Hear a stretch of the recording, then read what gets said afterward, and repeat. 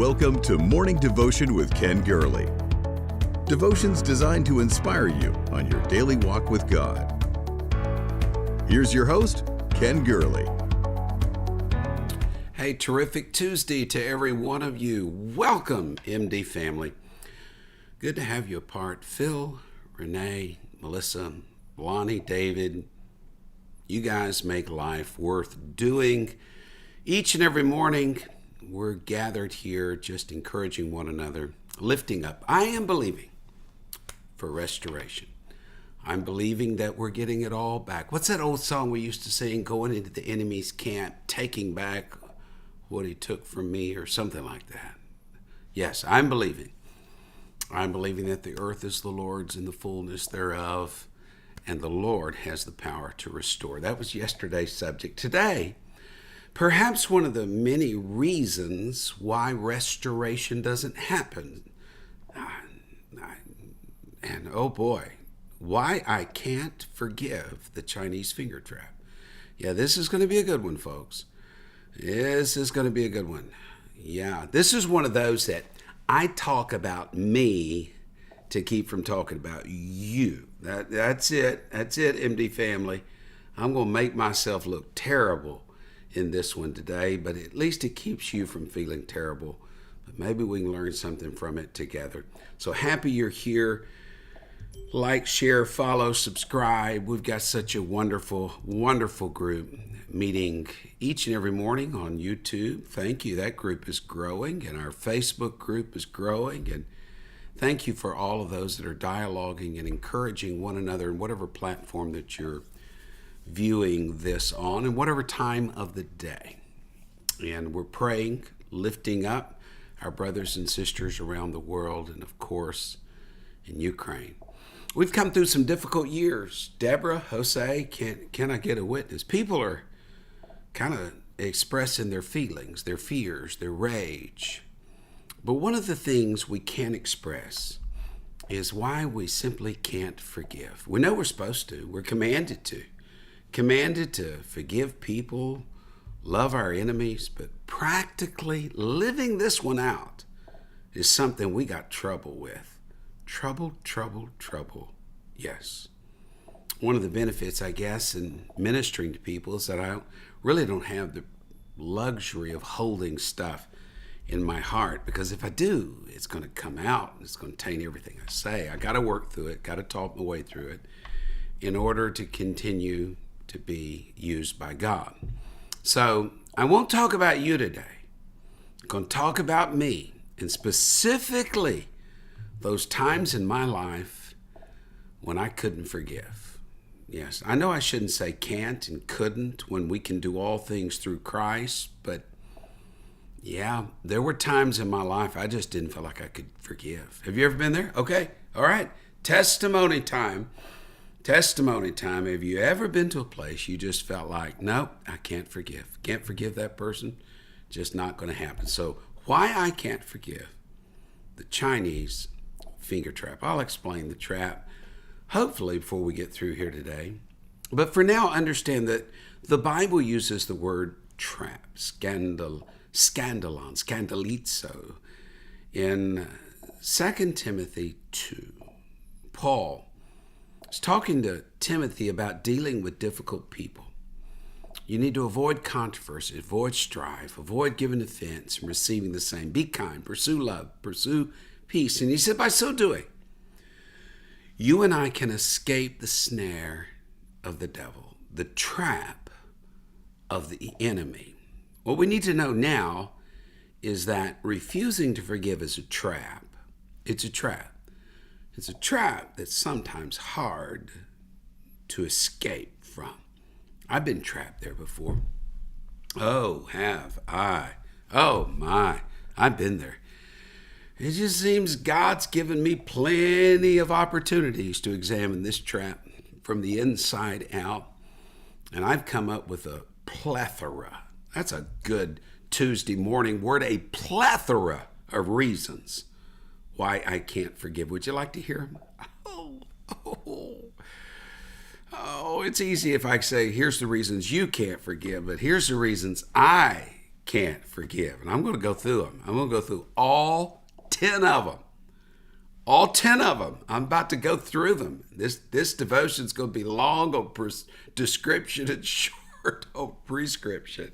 Now, I'm just going to share them with you. Kim, you need to hear them. Winnie, you need to hear them. And maybe, just maybe, one of them will resonate with you. And maybe it will help you. Here we go. Number 1.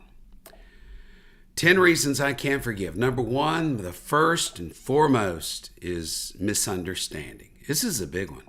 So many myths about forgiveness. And one time or another, I probably believed every one of them.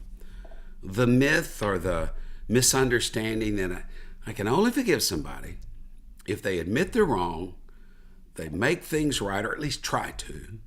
Then we're reconciled and we're restored, and every burnt bridge is rebuilt, and everything goes back to bliss and nirvana the way it once was. And regrettably, many of us have that same misunderstanding. And it's not true, it's a myth.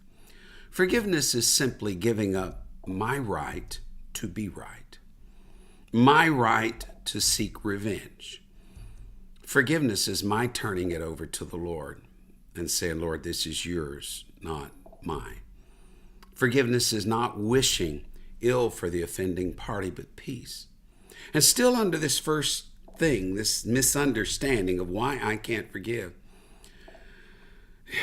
Why I can't forgive is sometimes I believe forgiving someone means accepting what they did. That I have to forgive them even when they didn't ask for it and they're not really sorry. In fact, they don't act sorry at all. So it seems somehow like I'm accepting what they did. Now, this is how a whole lot of boundary issues develop, where we lose our identity and can lose our walk with God. I'm still under the category of misunderstanding. I'm telling you, I've tried every one of these, folks. Why I can't forgive, it's misunderstandings. I've had this misunderstanding that if I forgive someone, we've got to have a showdown. I'm going to have to talk it through. Maybe get some witnesses there, you know? Can I tell you a secret? Forgiveness is not really about the other person at all. It's about you.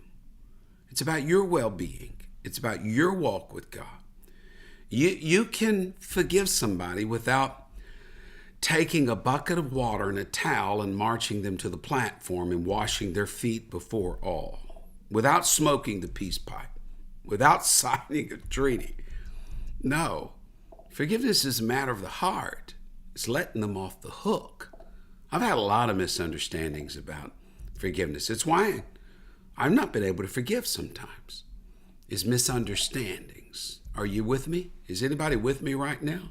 No, please don't go get that basin of water and a towel and go find somebody and wash their feet and show how holy you are and how unholy they are. No. Misunderstandings. That's the number one reason why I can't forgive. Here's the second one. You ready? Oh boy, role playing. This is a tough one. Role playing. Yeah, again, I'm talking about me. Hey, MD family.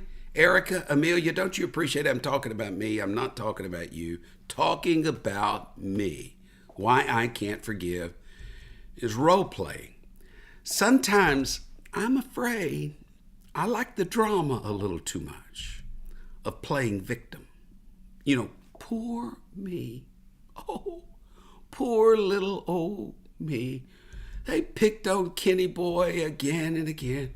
Boy, I'm having too much fun. You got to get your own melancholy vibe going. They hurt me and it becomes a way of life. And unhappiness clings to us like Velcro.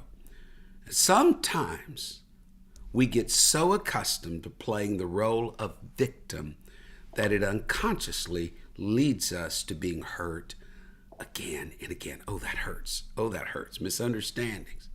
Role play. Here's the third reason why I've struggled to forgive. I call it snowballing.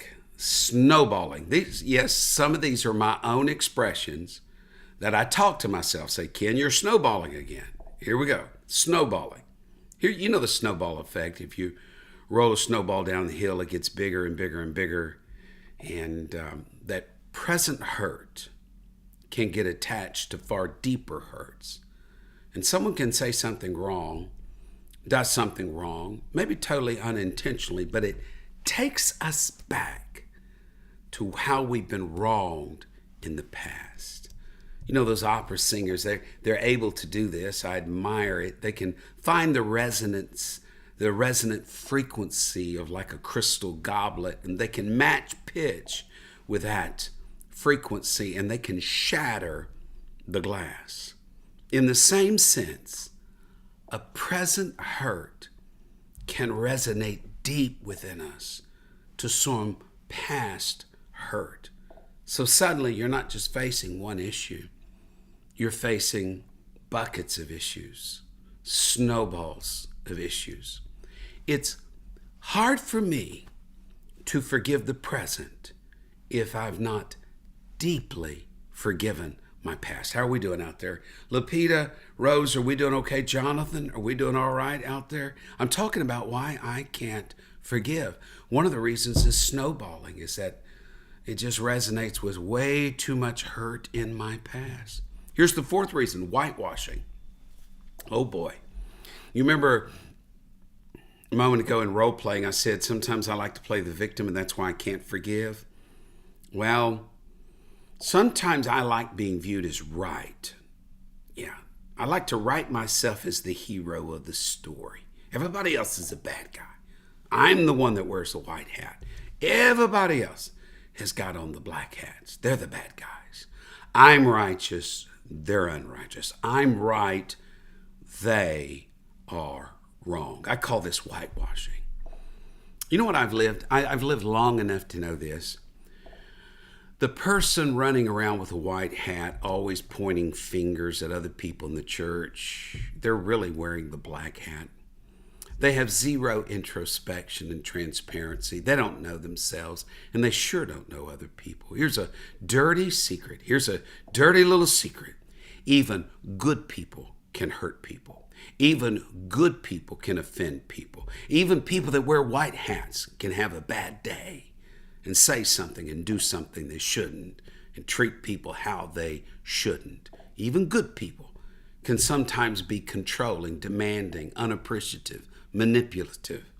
Whatever ways you and I have been hurt, please don't whitewash ourselves into the fact that we're the only one righteous left in the world.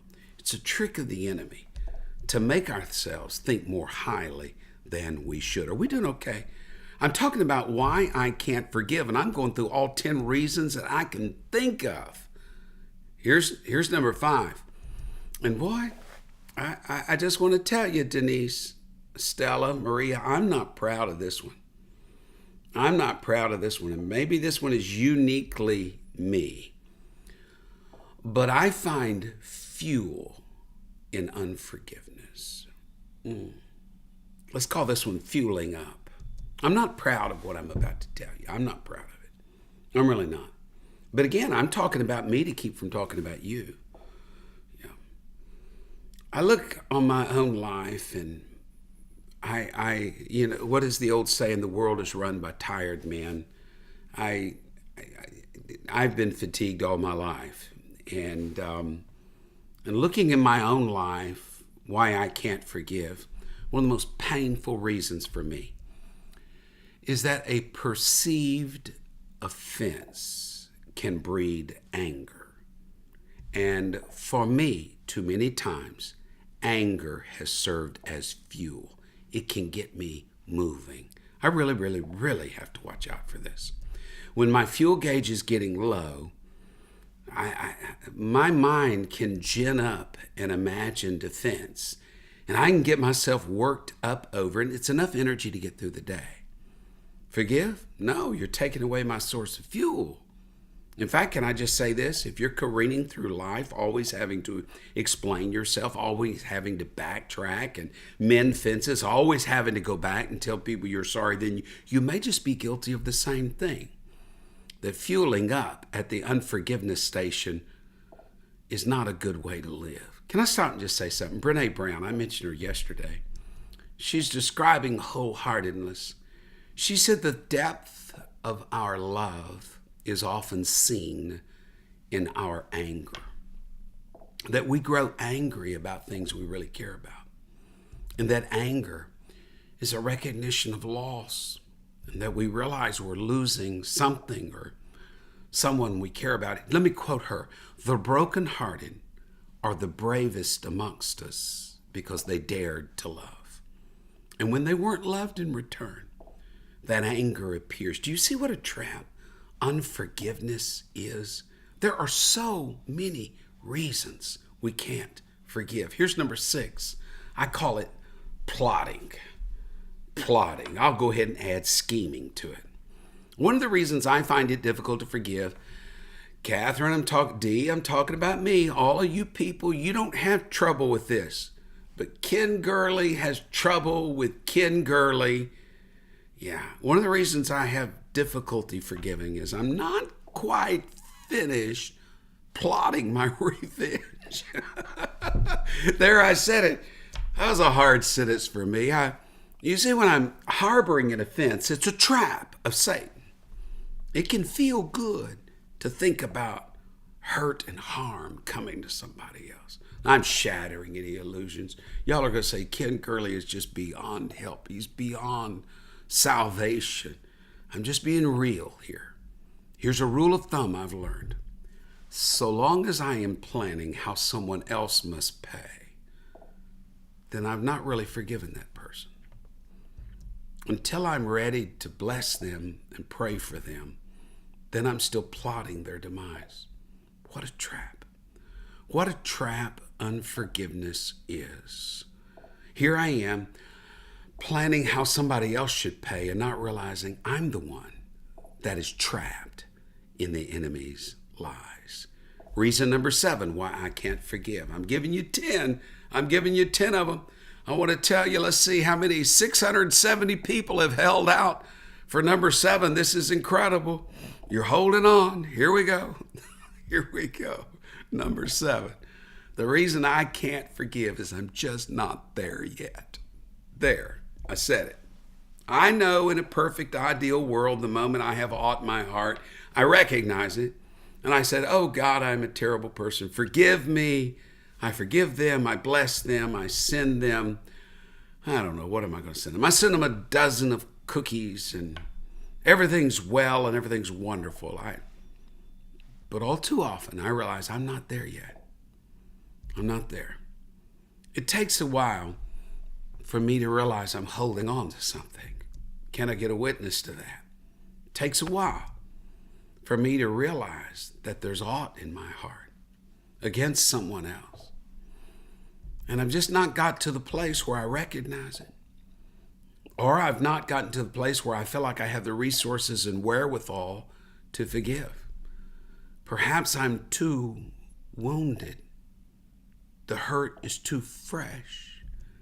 I just don't have the strength yet to offer forgiveness. You say, Brother Kerr, that's an excuse. You should forgive. I mean, don't let that wrath go down. Or what is it? Don't let the sun go down on your wrath. No, you need to forgive immediately. Well, sometimes I don't even know I need to forgive. And it's in such times I have to simply find a win each day and say, okay, I can't stay where I'm at. I can't dwell on the hurt. I've got to move toward the light. I can't continue fretting and plotting and scheming over this. I can't pretend that I'm wearing the white hat either. I've got to let the Lord have his way in my heart. Yeah. Here's the 8th reason why I can't forgive. It's still happening. Yeah. You see, one of the most difficult times, and this is what I've had to learn as a pastor, I can get up and cavalierly say, and you need to forgive as you're forgiven, and go on, be warm, be fed. But the reality is this. It's hard to forgive someone who is still hurting you, and the hurt hasn't stopped, and the offense continues. You may have had the difficult conversation. You may have established those boundaries, and you may have heard the promises of change behavior, but it's still going on. And day after day, the offenses keep piling up. You forgave yesterday, and this morning, you know what Jesus said 70 times 7, but then you parsed that verse and said, but he said, if your brother sins and offends you and he comes and asks forgiveness, then 70 times 7, you said, Brother Gurley, they're not asking for forgiveness. They're still hurting me every day, every day, every day. What am I supposed to do? One of the most difficult times to forgive is when the offense hasn't stopped. It just keeps on and on and on. Yes. Yes. I know sometimes somebody makes a mistake and they realize, they catch themselves, they sincerely apologize, you forgive, it's forgotten, it's not repeated, and that happens rarely.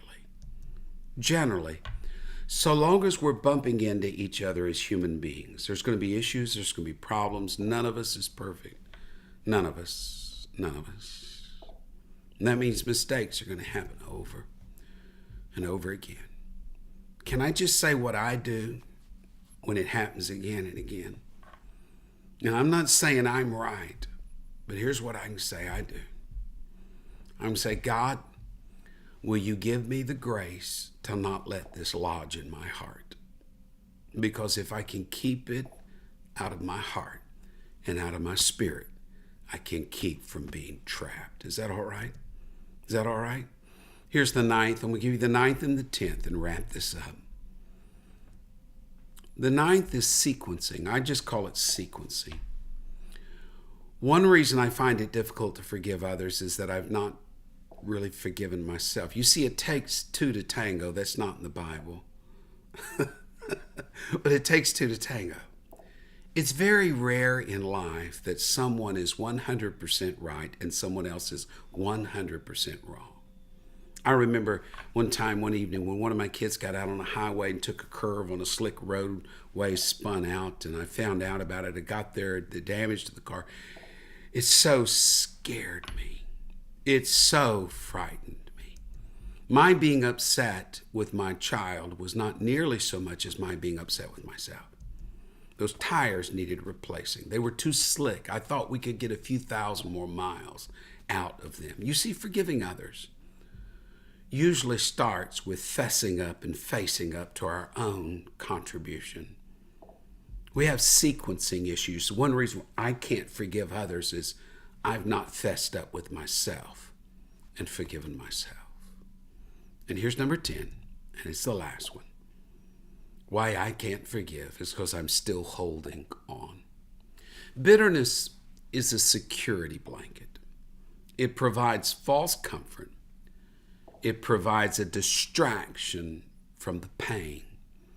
We cling to bitterness because we would be adrift without it. Unforgiveness is one of the few traps that we are in by our own making. Offense is called the trap or the snare of Satan, but we remain in it of our own volition. It was Nelson Mandela who said, resentment is like drinking poison and then hoping it will kill your enemies. We just hold on to our bitterness, to our resentment. And that's what unforgiveness looks like. That's what a trapped person looks like. You remember the Chinese finger traps? You insert your fingers into each end of that tube, and if you try to withdraw your fingers, suddenly they're trapped. They have you. You can't sing to get out of the trap. But if you relax, the trap releases your fingers. This is what I believe forgiveness looks like. It's relaxing. It's overcoming through ceasing resistance and combat. Not hyperanalyzing. Not looking under every rock. Not picking apart every word, every thought, every feeling, every deed, but resting and trusting that God sees you, that God is at work. You let the battle belong to the Lord and He will work it out. What would your world look like if you simply let go? If you let go of that unforgiving spirit. Do you remember the band Mercy Me? And the song that resonated with me is I Can Only Imagine. You remember that song? It wasn't until they decided to make a movie out of Bart Millard's story, the man who wrote the song, and that the real story behind the song came out. Bart had to go through years of preparation mentally, emotionally, spiritually to tell the story. Bart wrote this song about a very difficult relationship he had with an abusive, absentee father. His father would die prematurely of cancer and would have a come to Jesus moment at the close of his life, and Bart and his father would get close then. Bart forgave his father for all the hurt, the abandonment, the anger. But it took Bart a long, long time to forgive all the hurtful things that had been done to him, said to him. He knew he needed to. And the way he did it was through a song. It was at his father's funeral that his grandmother said, I can only imagine what your dad's seeing now. And that song became a vehicle for Bart's deliverance, for his forgiveness. Sometimes, Donald, Darlene, Cindy, I can't explain this. But sometimes forgiveness approaches us on velvety cat's paws, quietly, stealthily, when you least expect it. We gain a glimpse of heaven. We have a reminder of redemption. We recapture the sheer wonder of being forgiven. And therein is the answer. If we love much, and realize how much we are loved, we can forgive much. So today, morning devotion group, release your thoughts, release your plans of revenge, release that fuel, your sense of vindication of right and wrong, your expectations for yourself of what you thought your life should be, what you thought it would look like. Release it and release yourself from the enemy's snare. I told you yesterday that a synonym for sin is loss. Let me give you a synonym for Christianity. It's surrender. Release it. Let go of it. Why I can't forgive? It's like I've got my fingers in a Chinese finger trap and I'm fighting it. When I should release and when I should accept and get over all of the 10 reasons why I can't forgive.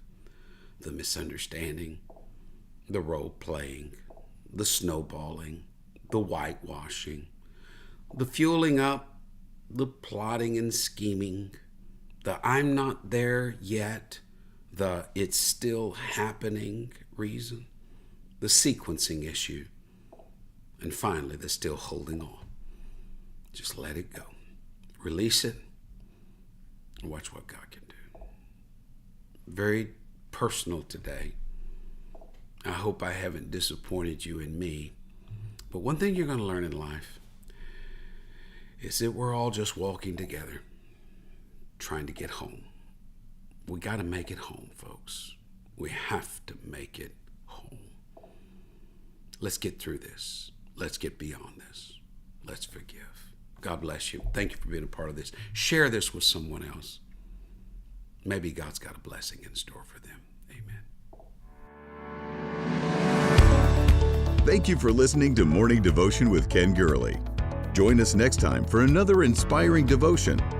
To support this ministry, please visit firstchurch.com/give.